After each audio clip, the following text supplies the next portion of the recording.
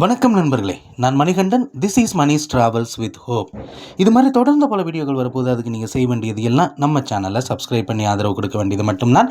இன்றைக்கி இந்த வீடியோவில் நம்ம பார்க்கக்கூடியது ஒரு முக்கியமான கோரிக்கையை பற்றி தான் பார்க்க போகிறோம். பழனி அப்படிங்கிற ஒரு முக்கியமான நகரம் நாட்டின் பல்வேறு பகுதிகளில் இருந்தும் அதிகப்படியான மக்கள் வந்து செல்லக்கூடிய நகரம். அது மட்டும் இல்லாமல் கேரளா மற்றும் அதை சுற்றி இருக்கக்கூடிய மாநிலங்களாக இருக்கக்கூடிய கர்நாடகா, ஆந்திரா இந்த பகுதிகளில் இருந்தும் நிறைய பேர் வந்து போயிட்டுருக்காங்க. ஆனால் பழனியில் இருந்தோ அல்லது பழனி வரைக்குமே ட்ரெயின் இருக்கா அப்படின்னு கேட்டால் இப்போ வரைக்குமே கிடையாது. பழனி வழியாகத்தான் ரயில்கள் இயங்கி கொண்டிருக்கிறதே தவிர பழனியில் இருந்தோ அல்லது பழனியில் முடிவடையும் வகையிலோ ட்ரெயின் அப்படிங்கிறது இல்லை. ஆனால் ரொம்ப நாளாகவே ஒரு கோரிக்கை அப்படிங்கிறது இருக்கிறது. பழனியிலிருந்து கோயம்புத்தூர் வழியாக மேட்டுப்பாளையத்திற்கு ஒரு மெமு வகையிலான ரயிலை இயக்க வேண்டும் அப்படின்னு.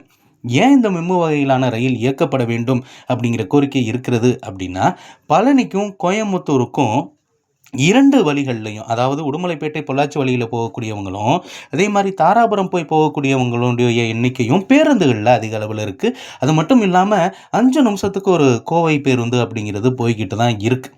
ஆனால் ட்ரெயின் இருக்கா அப்படின்னு கேட்டால் ட்ரெயின் கோயம்புத்தூருக்கு இருக்குது. மதுரையிலிருந்து வரக்கூடிய இன்டர்சிட்டி எக்ஸ்பிரஸ் இதை விட்டுட்டோம் அப்படின்னா வேறு ஏதாவது ட்ரெயின் பயணிகள் ரயில் இருக்கா அப்படின்னு கேட்டால் இல்லை.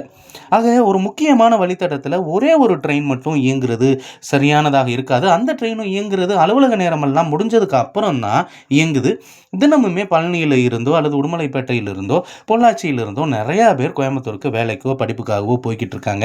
ஆக தினசரி காலை நேரத்தில் ஒரு ட்ரெயின் பழனியில் இருந்து புறப்பட்டு உடுமலைப்பேட்டை பொள்ளாச்சி வழியாக போத்தனூர் போய் அங்கிருந்து மேட்டுப்பாளையம் வரைக்கும் இயங்குச்சு அப்படின்னா நிச்சயமாக சுற்றுலா மேம்படும் அப்படிங்கிறதுல எந்த ஒரு மாற்று கருத்துமே கிடையாது.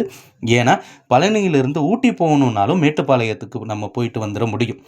அதே மாதிரி மாலை நேரங்களில் இந்த ரயிலானது மீண்டும் இயக்கப்படும் பட்சத்தில் இந்த வேலைக்கு போனவங்கள்லாம் திரும்பி வர்றதுக்கும் வசதியாக இருக்கும்.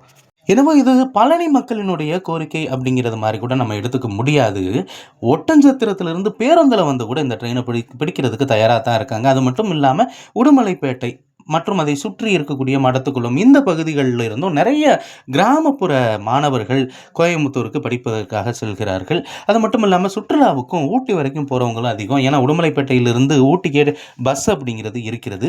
ஆக பேருந்துகளை அதிகமான பேர் பயன்படுத்தி கொண்டிருக்கக்கூடிய ஒரு சூழ்நிலைக்கு காரணம் ரயில் இல்லாத ஒன்றுதான். ஆக பழனியிலிருந்து மேட்டுப்பாளையத்திற்கு ஒரு மெமு ரயில் இயக்கப்படுமா அப்படிங்கிற எதிர்பார்ப்பு இருக்கிறது. இந்த வீடியோவில் நான் கொடுத்த தகவல்கள் உங்களுக்கு போதுமானதாகவும் அதே நேரத்தில் பயனுள்ளதாகவும் இருந்திருக்கும் அப்படிங்கிற நம்பிக்கை நிச்சயமாக எனக்கு இருக்கிறது. இந்த தகவல்கள் நம்முடைய நண்பர்களையும் சென்று ஷேர் பண்ணுங்கள். அடுத்த வீடியோவில் பார்ப்போம்.